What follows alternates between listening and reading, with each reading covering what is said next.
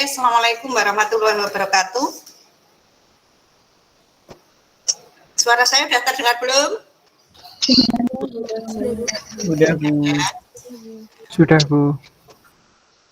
Jadi,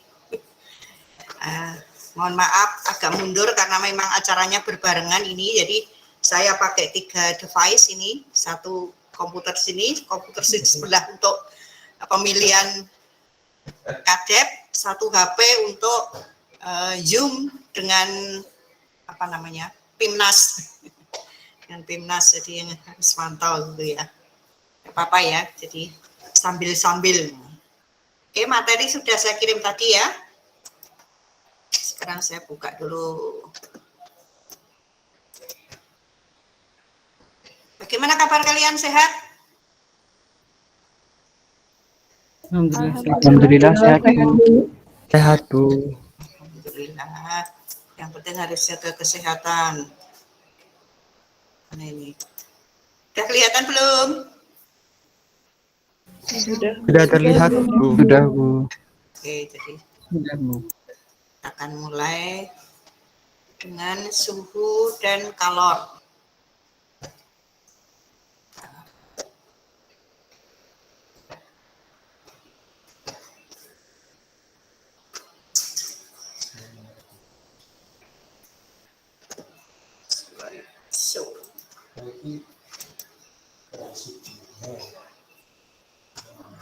Oke, jadi materi kita berikutnya ini adalah suhu, pemuaian, kalor, dan ada perubahan zat. Nah, kira-kira materi kuliah yang akan kita pelajari hari ini tercantum di sini, cukup banyak ya, cukup banyak. Tapi insya Allah ini tidak terlalu sulit ya. Jadi mulai dari suhu, hukum ke-0 termodinamika, kemudian bagaimana pengukuran suhu, nanti juga pemuaian, ini yang mungkin agak sedikit lebih. Ya, kemudian ada kalor. Nah, kalor. Oke, kita mulai saja. Suhu dan hukum ke-0 termodinamika. Jadi, suhu itu apa? Nah, suhu merupakan besaran fisis yang, jadi dia merupakan ukuran tingkat panas atau dingin suatu objek atau benda. Atau benda. Nah, di sini nanti ada istilah yang namanya kontak termal. Kontak termal itu apa? Jadi keadaan yang memungkinkan terjadinya aliran perpindahan energi, baik energi termal atau termal itu berarti panas ya. Jadi misalnya gampangannya ada 2 benda, suhunya berbeda, kemudian saling disentuhkan. Nah, karena bersentuhan, maka yang tadinya panas, satunya mungkin dingin, ketika disentuhkan, pasti yang panas akan mengalir ke yang dingin. Kalau itu terjadi kontak termal. Jadi, tidak mungkin yang dingin mengalir ke yang panas, jadi yang panas yang dingin, terbalik ya. Itu berarti dia terjadi kontak termal, sehingga yang suhunya panas dia akan berkurang, yang suhunya dingin akan naik, sehingga dicapai kedua benda itu suhunya sama. Tapi ketika energi termal itu berhenti alirannya, maka tidak lagi terjadi kontak termal di situ ya. Nah, keadaan ini ketika sudah sama, tidak ada aliran energi termal lagi, nah itu yang disebut sebagai keadaan setimbang termal.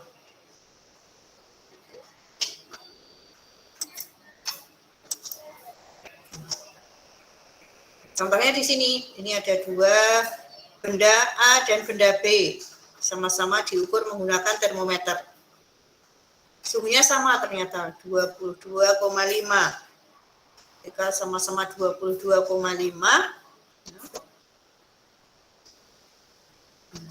sama, walaupun didekatkan dia tidak akan terjadi perpindahan energi lagi. Karena apa? Karena suhunya sudah sama. Jadi walaupun dia dempet ya tetap sama-sama tetap 22,5. Jadi tidak ada ada yang berubah gitu.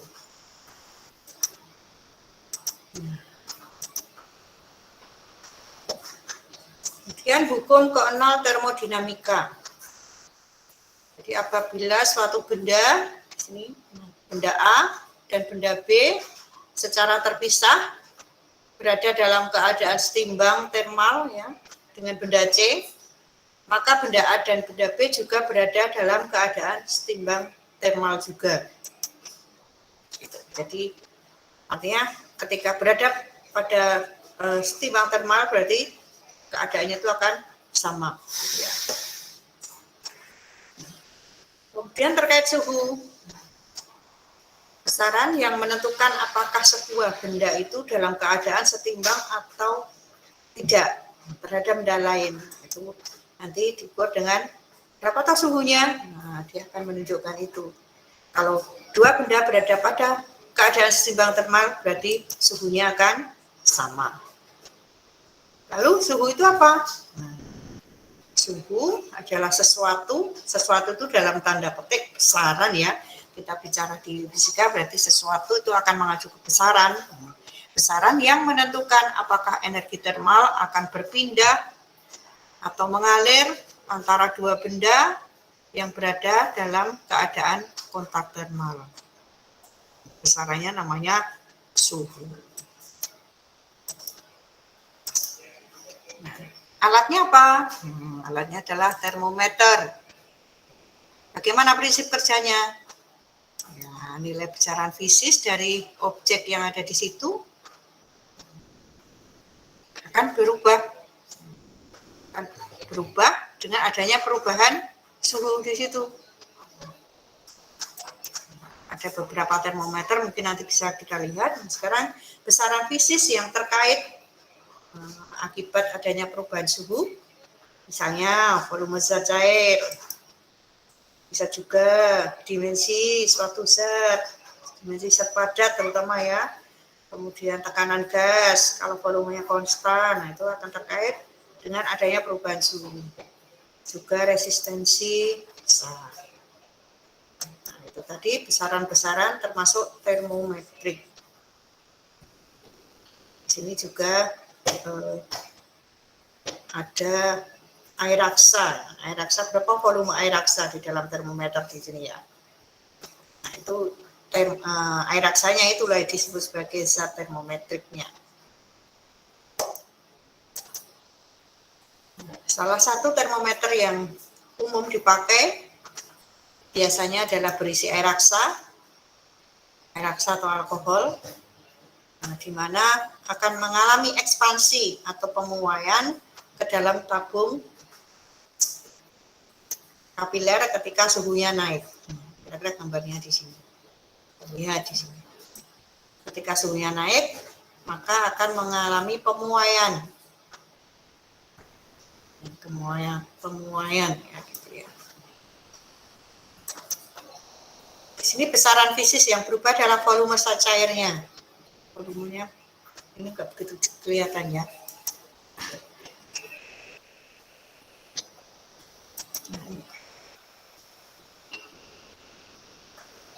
Sembarang perubahan suhu ini akan sebanding dengan perubahan panjang kolom di sini. Panjang kolom zat cair. Jadi perubahan suhunya berapa akan sebanding itu artinya kalau perubahannya semakin besar berarti panjang kolomnya juga akan semakin besar. Nah, ini kalau dikontakkan secara termal, maka sebuah sistem alamiah yang diukur suhunya dia akan tetap konstan.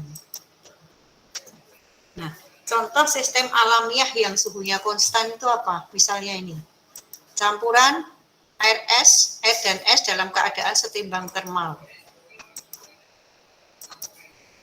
Oh, saya kira ada yang hilang ya. Oke, sebentar. Hilang.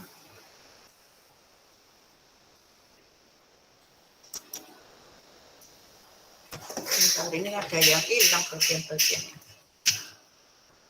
Tuh.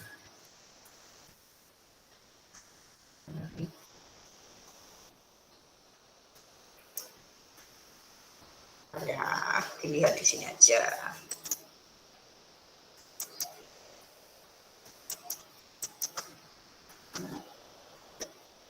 Ada di sini aja, kita lihat ya. Jadi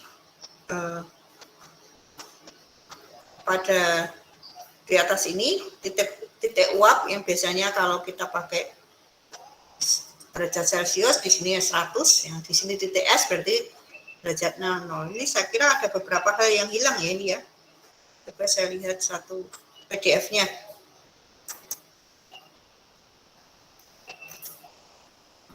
Saya lihat di PDF-nya. Nah, betul lah, ada yang hilang. Kita pakai PDF dulu. Nah, jadi ada titik A, ada titik B. Campuran air dan es dalam keadaan setimbang termal pada keadaan atmosfer contohnya.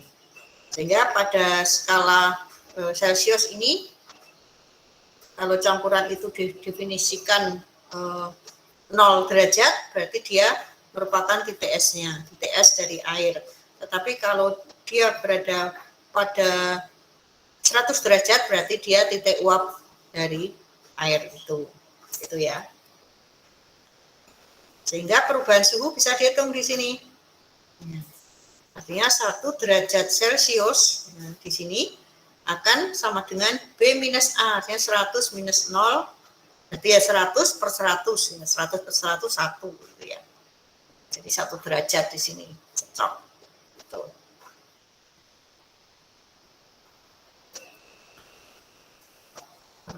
Di sini bagus, kenapa di sana hilang ya? Nah, tapi termometer itu punya kelemahan. Kalau dikalibrasi dengan cara di atas, apa kelemahannya? Jadi apabila akurasinya tinggi, diperlukan maka termometer alkohol atau termometer air raksa ini hanya cocok untuk titik-titik kalibrasi.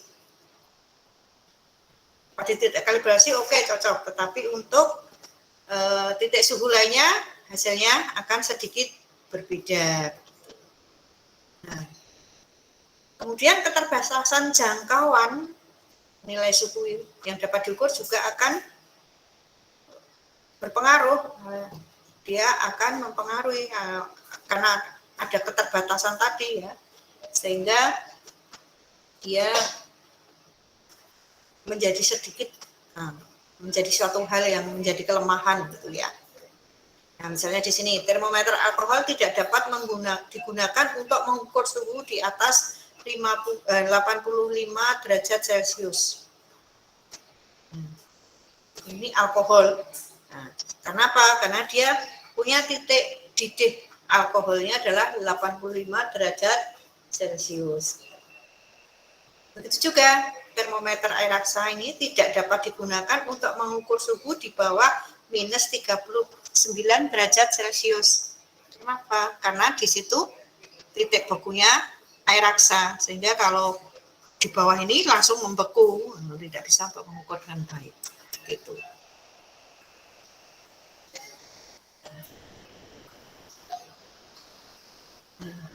Kemudian sini kita lihat di sini. Volume gas di dalam tabung dipertahankan tetap dengan cara menaikkan atau menurunkan tandon B. Kita lihat ya. Jadi di sini ada suatu sistem diisi gas, kemudian dikaitkan dengan suatu tandon. Ya, di titik A, titik B, tandon ini berisi air raksa. Sehingga kalau dilihat apa besarannya di sini, ini ada besaran termometrik berupa tekanan. Pada tekanan ini volumenya konstan. Kemudian zatnya berupa gas tadi, gasnya juga dianggap konstan. Yang berubah adalah suhu lingkungannya. Kalau suhu lingkungan berubah, maka suhu di dalam ini juga akan berubah. Kalau suhu di dalam ini berubah, apa efeknya? Efeknya adalah ketinggian air raksa ini juga akan berubah. Nah, posisi ketinggian dari tandon B ini diatur agar ketinggian air raksa di sini, air raksa yang di kolom titik A ini bisa kembali ke posisi semula. Artinya bahwa volume gas kembali ke volume gas seperti semula.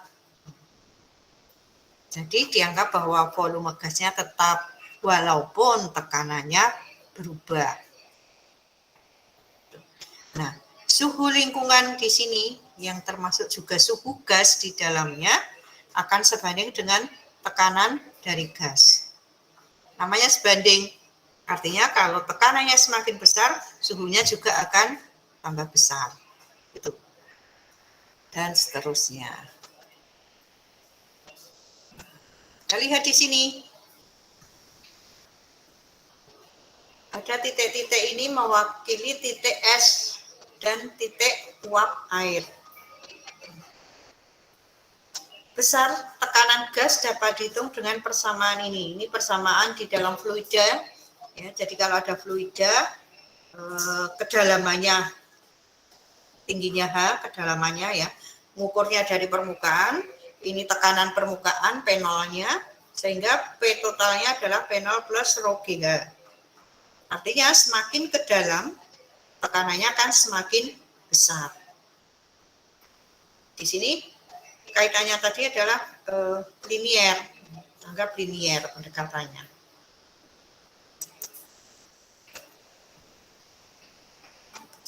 Karena apa kaitannya dengan suhu mutlak? Sekarang coba kita lihat.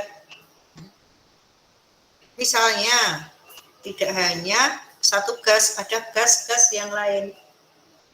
Ada gas yang lain. Misalnya di sini ada percobaan 1 dengan gas 1, percobaan 2, gas 2, ini gas 3, semua linier. Nah, ternyata ketika percobaan ini akan menunjuk ke satu titik, akan bertemu pada suatu titik. Nah, titik itulah yang disebut sebagai di sini. Titik apa ini? Titik pada suhu yang sama, yaitu minus 273,15 sekian. Nah, di sini ya. Jadi tekanan gas akan bernilai 0, ya. Tekanan gas akan bernilai 0 ketika suhu gas bernilai minus sekian ini. Nah, dasar bagi skala suhu mutlak. Ini merupakan dasar bagi skala suhu mutlak. Jadi disebut sebagai suhu 0 atau titik 0 mutlak. Nilainya berapa? Minus 273,15 derajat Celcius. Nah, ininya jangan sampai lupa.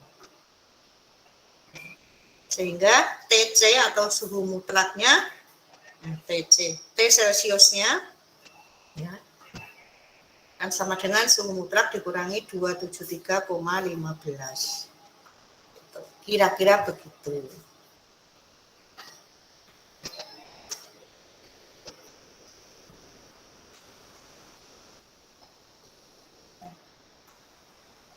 Oke, jadi ada dua titik acuan tetap ya, yang baru.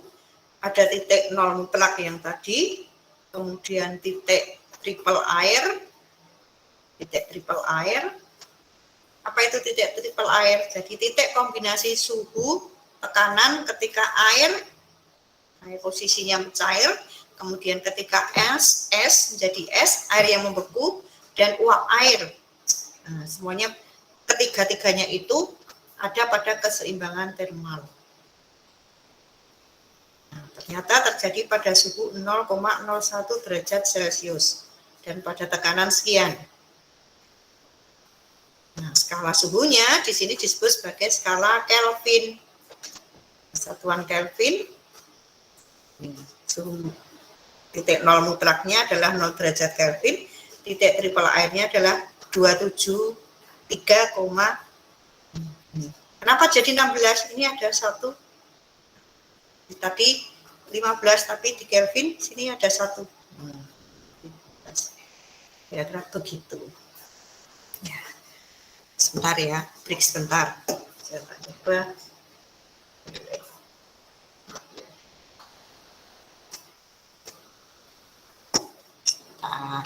Saya bawa keluar sebentar, break. Susah.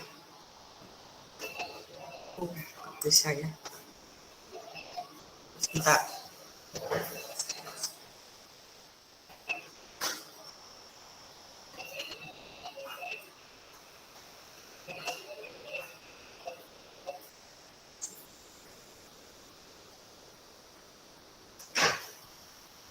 Bisa, sudah. Oke. Kita lanjutkan.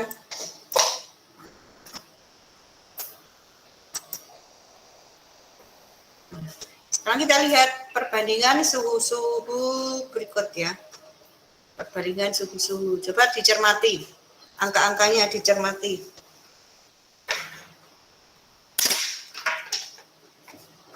Nah, wah, ini device harus.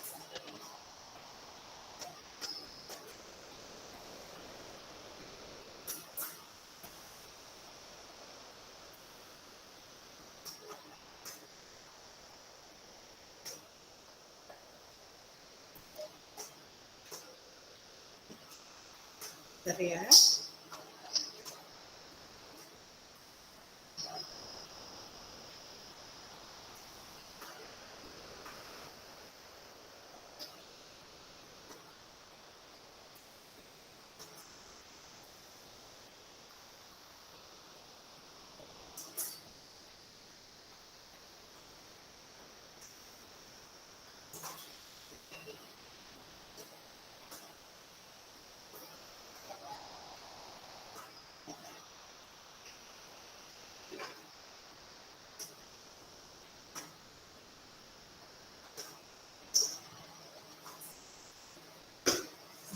Oke ya, jadi kita lihat perubahan suhu di sini.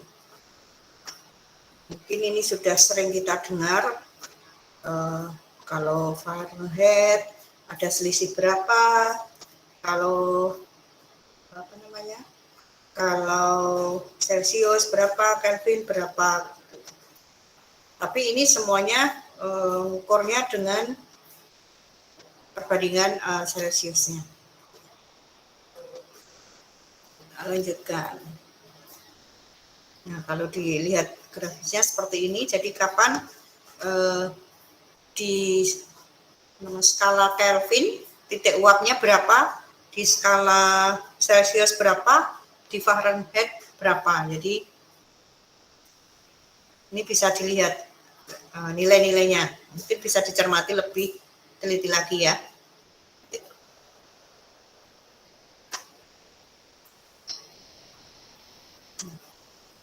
Nah, sampai di sini ada pertanyaan tidak?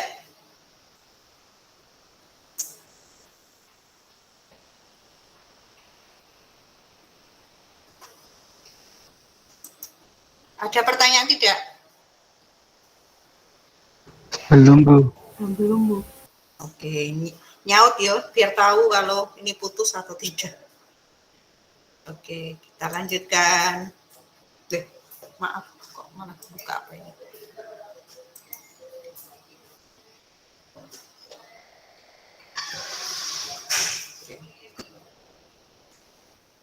Oke, jadi tentang pemuaian termal. Pemuaian termal itu apa? Jadi di sini adalah fenomena bertambahnya volume benda atau objek ya, pada suhu tertentu. Jadi bertambahnya volume, suhunya juga meningkat. Artinya apa? Volumenya bertambah, suhunya meningkat. Berarti dia memuai. Kalau suhunya turun, volumenya berkurang, berarti dia menyusut. Contohnya apa misalnya? Sekarang ingat, waktu membicarakan fluida, atau gini, ketika kalian kecil, kalian pasti kenal bola bekel ya, bola bekel dari karet. Nah, bola bekel itu kemudian direndam di minyak, di minyak tanah. Apa yang terjadi? Bola bekel yang karet tadi akan mengembang, akan bertambah volumenya di situ, mengembang.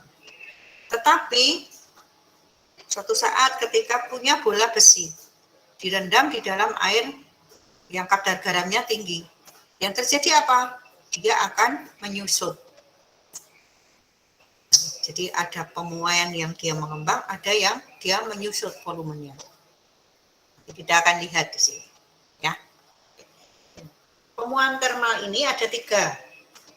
Ada pemuaian panjang atau pemuaian linier, kemudian pemuaian luas, kemudian pemuaian volume. Jadi panjang ya hanya terkait panjang saja, linear, kemudian terkait luas dan terkait suatu volume yang bentuknya volume lah, gitu ya. Nah, kita mulai dengan pemuaian panjang di sini. Jika ada perubahan, telah di ilustrasi ini, panjang mula-mulanya L0, kemudian ada perubahan panjang dari batang ini sebesar delta L. Perubahan panjang ini disebabkan karena ada perubahan suhu sebesar delta T. Nah, kalau itu sebanding, berarti perubahan panjang ini akan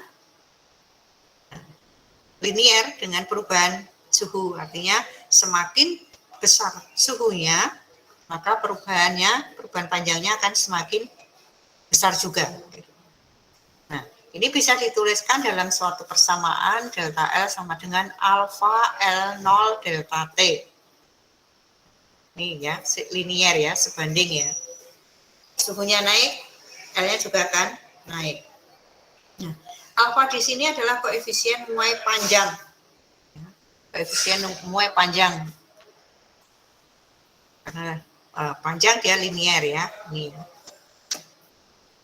koefisien muai panjang atau koefisien muai linier lah. Sehingga kalau kita pengen tahu berapa panjang batang setelah terjadi perubahan suhu, L-nya berarti L sama dengan L0, ya. L sama dengan L0 kali 1 plus alfa delta T. Gitu ya.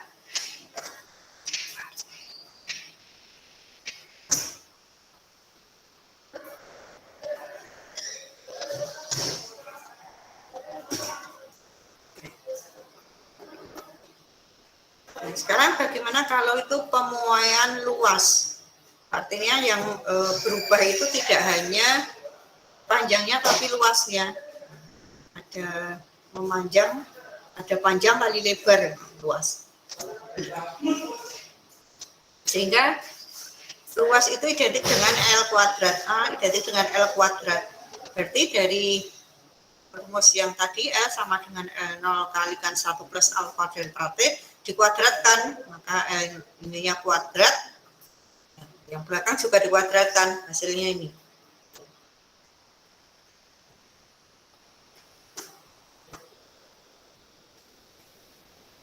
Ya. Sehingga diperoleh A sama dengan A0 kalikan 1 plus 2 alfa delta T. A sama dengan A0 kali.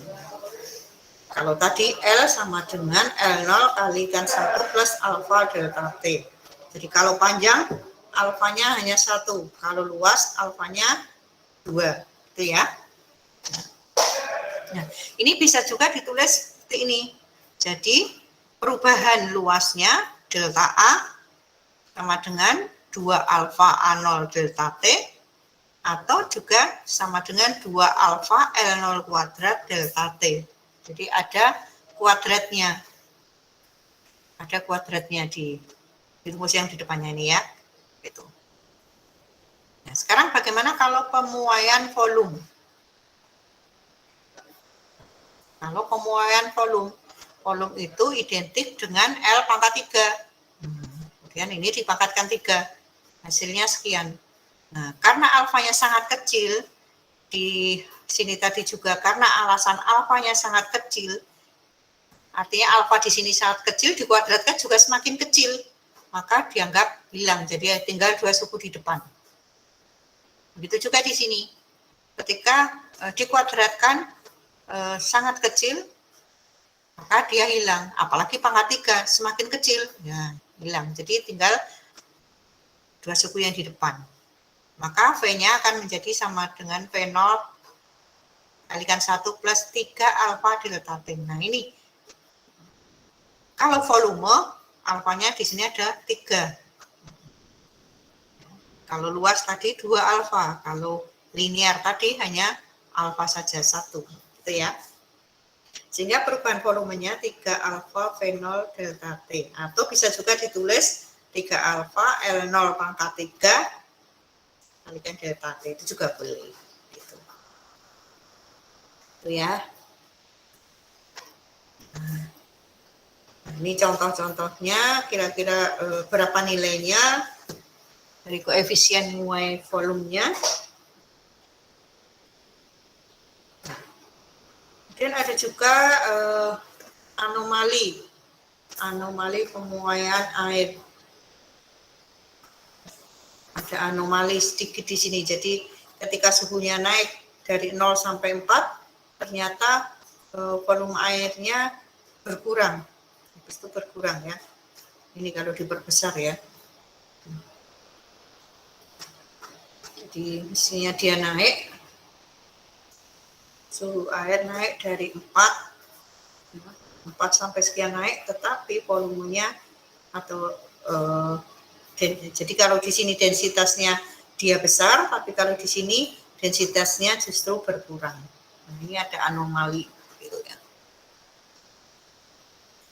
Ada contohnya, nanti silakan dicermati, sudah ada jawabannya, perhatikan satuan-satuannya. Silakan dipelajari sendiri. Itu tentang pemuaian, ada 3 pemuaian. Nah, sekarang terkait dengan kalor dan kalor jenis.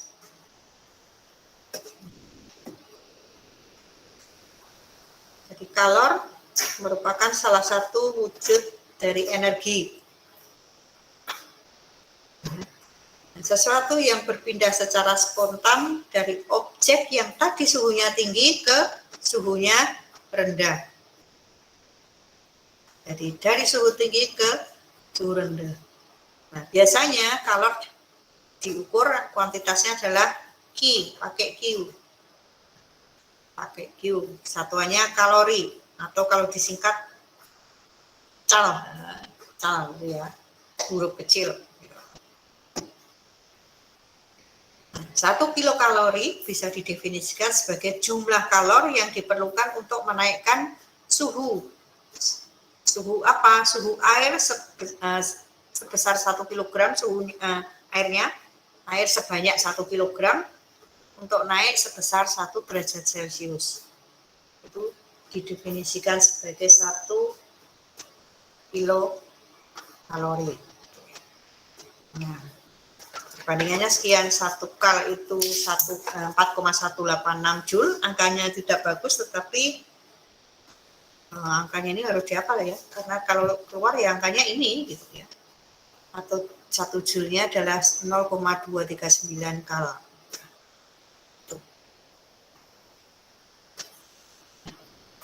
Nah, yang penting dalam kalor ini adalah kapasitas kalor atau C besar.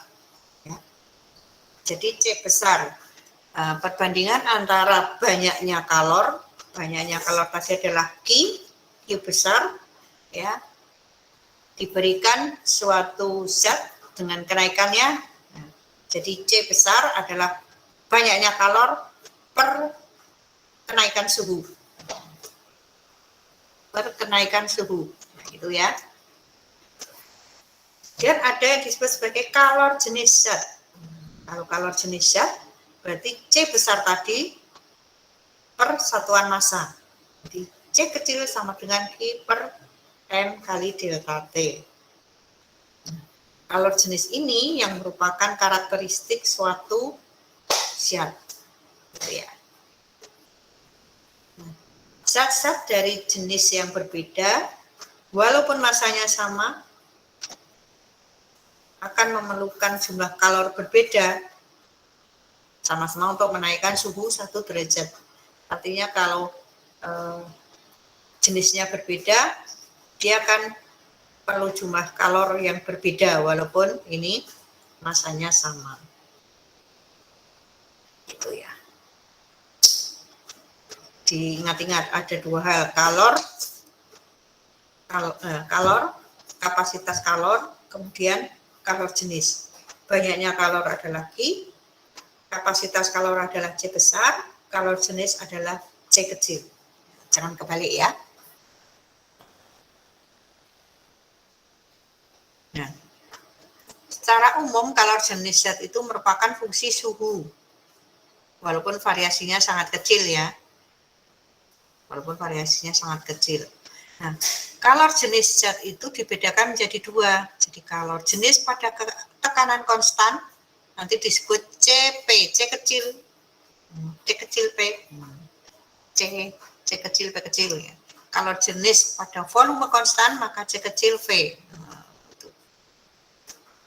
Itu ya. Jadi ingat-ingat ada berapa hal tadi. C besar, C kecil, kemudian CP, kemudian CV.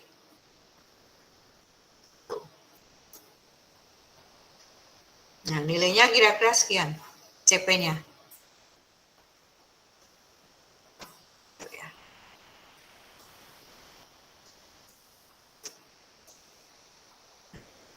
Kalor jenis air ini jauh lebih besar daripada kalor jenis zat yang lain. Kenapa? Air merupakan penyimpan energi panas yang sangat baik. Tapi air juga merupakan zat pendingin yang baik. Jadi di air kalau jumlahnya besar bisa menyerap ataupun melepaskan kalor dalam jumlah yang besar hanya dengan mengalami perubahan suhu yang kecil saja. Itu sudah akan bisa.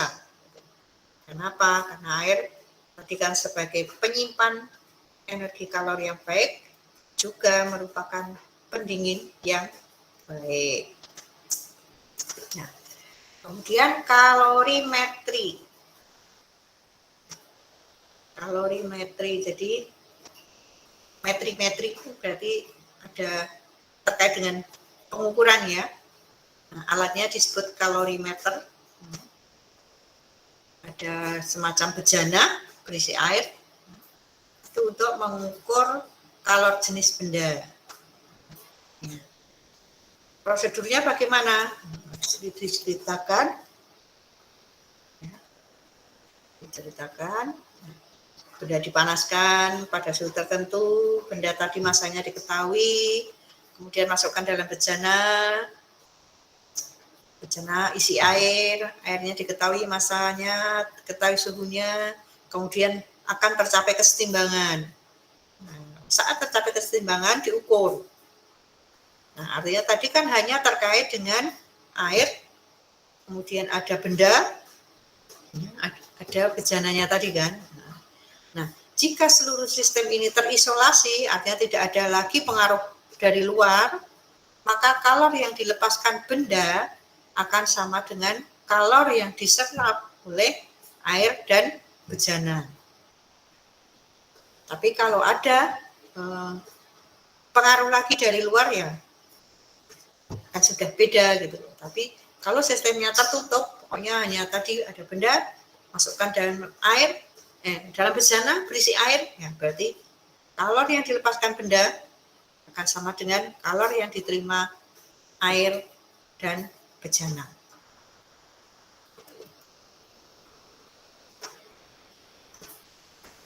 Berapa besarnya? Kita lihat di sini. Nah, kalor yang dilepaskan benda atau Q, I lepas akan sama dengan massa benda kalikan kalor jenis benda dikalikan suhunya. Perubahan suhu di sini.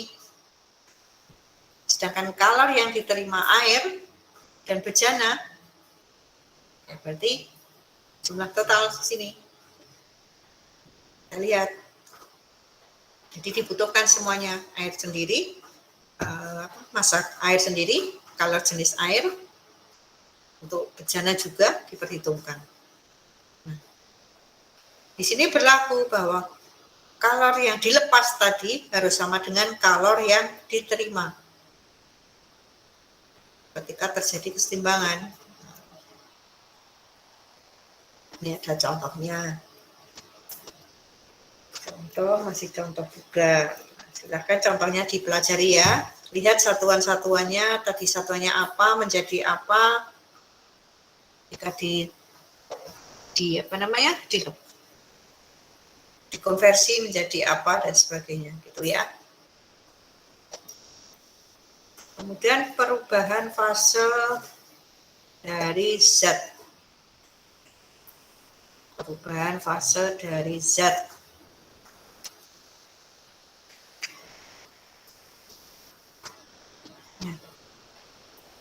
Efek perubahan suhu yang cukup besar pada suatu zat, perubahan suhunya cukup besar, dia akan ada perubahan wujud.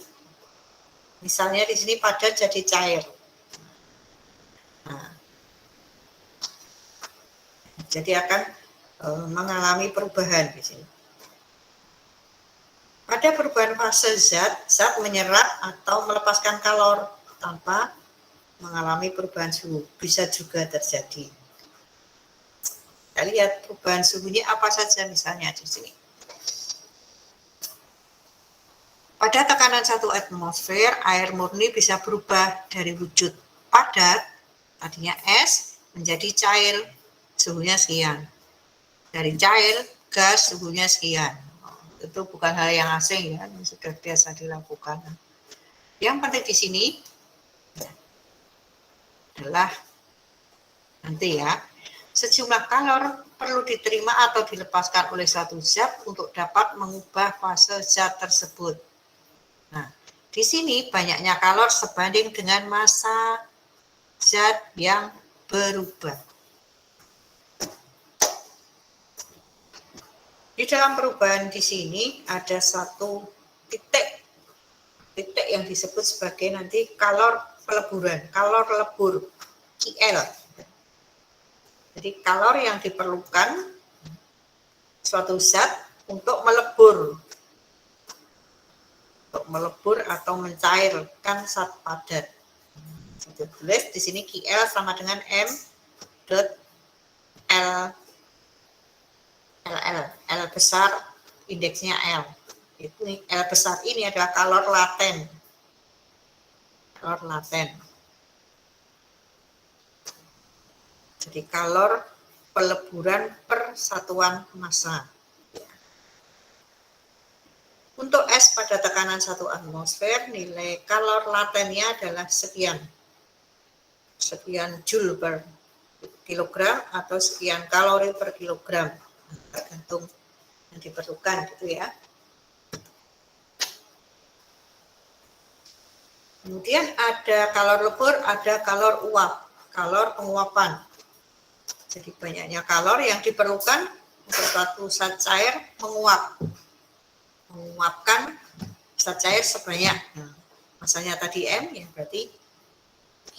Nah, I indeksnya U, uap ya sama dengan massa kali L uap, kalor laten penguapan gitu ya. Nah, nilainya kira-kira sekian.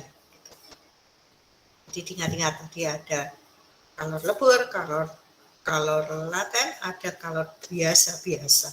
Maksudnya kalor saja, kapasitas panas, kapasitas dan sebagainya. Contohnya di sini. Untuk mengubah 1 kg es dengan suhu min 20 derajat Celcius yang dipanaskan, ya, jadi dia dipanaskan, kemudian sampai pada titik ini, titik 0. Titik 0 ini mencair, kemudian dia akan panas lagi, menguap, nanti akan menguap. Nah, gitulah. Nah, saat di sini prosesnya apa, saat di sini prosesnya apa, di sini prosesnya apa, di sini prosesnya apa. Nah, itu beda-beda. Ya. Jadi kalor jenis atau kalor laten yang diperlukan juga akan beda. Jadi cermati mana dipakai, apa dipakai mana. Gitu ya. Nah, misalnya di sini. Pada 0 sampai pada minus 20 sampai 0 derajat Celcius. Jadi untuk menaikkan suhu dari min 20 derajat Celcius hingga 0, yang diperlukan adalah I sama dengan M, ini adalah C punya S, ya, kali delta T, nilainya sekian. Kemudian suhunya sudah 0. Pada saat suhu 0 yang dibutuhkan adalah sini. Ada kalor laten di sini. Ada kalor latennya. Jadi kalor yang diperlukan untuk mencairkan seluruh es suhunya 0 berarti nih, kait kalor lebur. Kemudian kalor yang diperlukan untuk menaikkan suhu dari 0 hingga 100. Dari 0 sampai 100. Nah, ini adalah MC-nya adalah C air kali delta T. Kemudian kalor yang diperlukan untuk menguapkan seluruh air.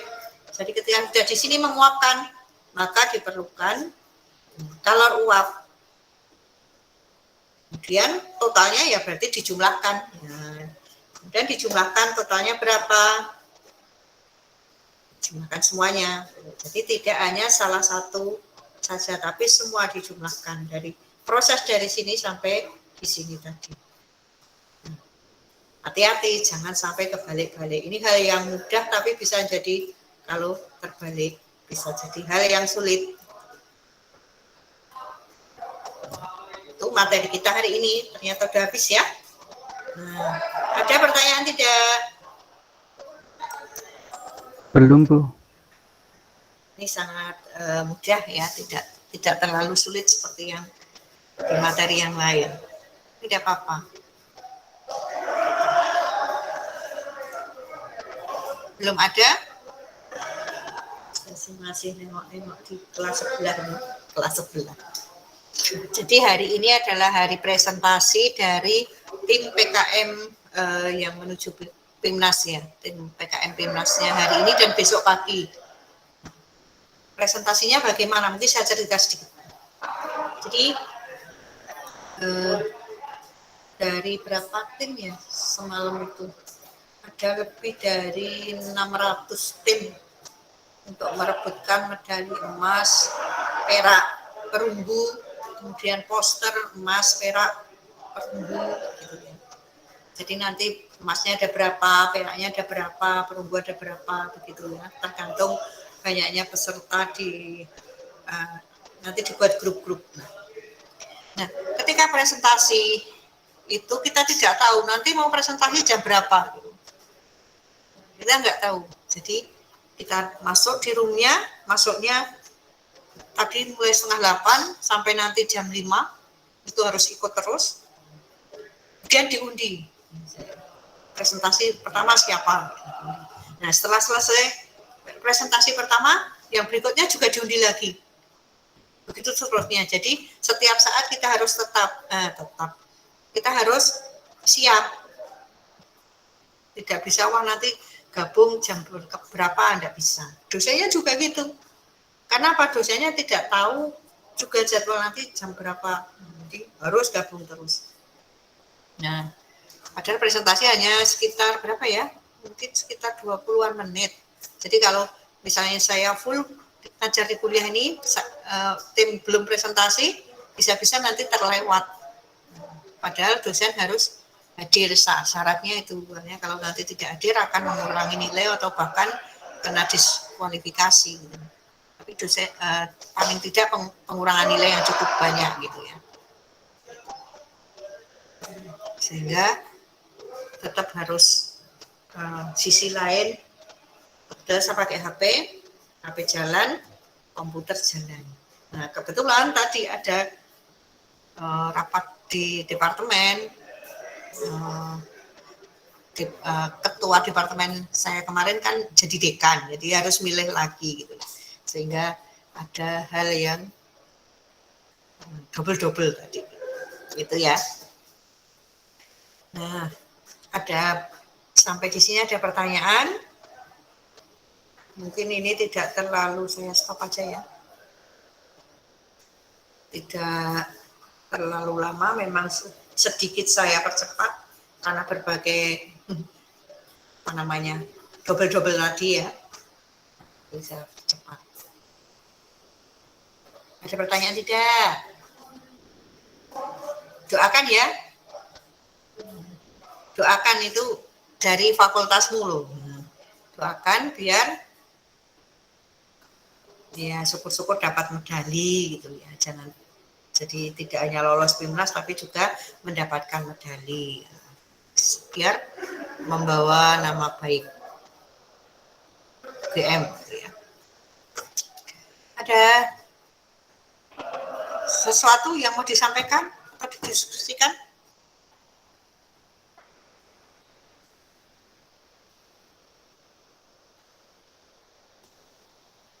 Kok tidak ada respon ya? Masih nyambung nggak ya? Masih, Bu. Nah, gitu loh. Lega kalau saya dengar suara kalian itu, Jan. Nah, mau disuruh open camp juga rasanya nggak tegel kalau banyak banyak kuota yang tersedot untuk itu. Tapi kalau tidak kayak ngomong sendiri gitu ya. Oke, mungkin untuk hari ini saya cukupkan sekian saja. Insya Allah minggu depan apa ya materinya ya? Nanti dilihat dulu di silabus.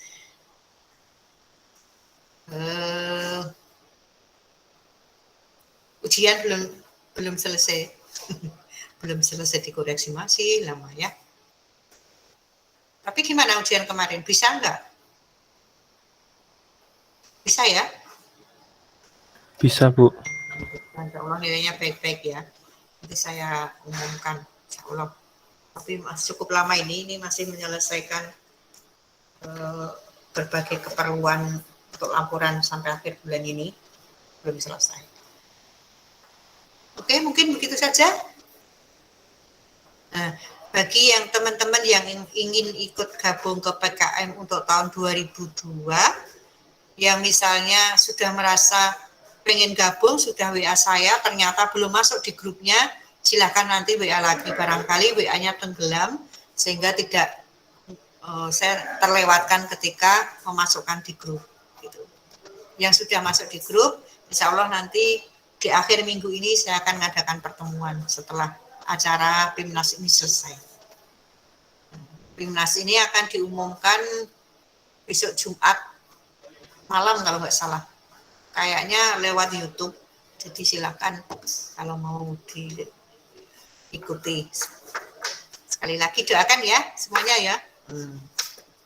Oke, gitu saja. Sampai ketemu insya Allah minggu depan. Jaga selalu kesehatan. Oh ya, ada satu kabar sedikit, jadi beberapa mata kuliah mungkin sekarang masih terkait yang S2 ya, sudah mulai pembelajaran bauran namanya. Jadi bauran itu ada yang datang ke kampus, tetapi masih juga pakai daring seperti ini. Yang ke kampus kemarin paling hanya 8 orang, jadi yang ada di Jogja saja. Gitu. Nah, semoga di tahun yang akan datang semua sudah luring sehingga kalian bisa bertemu lagi. Belum pernah bertemu ya, bisa ke kampus, bisa kuliah lagi, bisa bertemu di lain mata kuliah. Masih di PKM bisa atau di nanti tahun depannya lagi KKN gitu bisa. Oke ya, gitu saja. Assalamualaikum warahmatullahi wabarakatuh. Waalaikumsalam. Terima kasih banyak, Bu. Terima kasih, Bu. Terima kasih, Bu. Kasih live gitu. Yuk.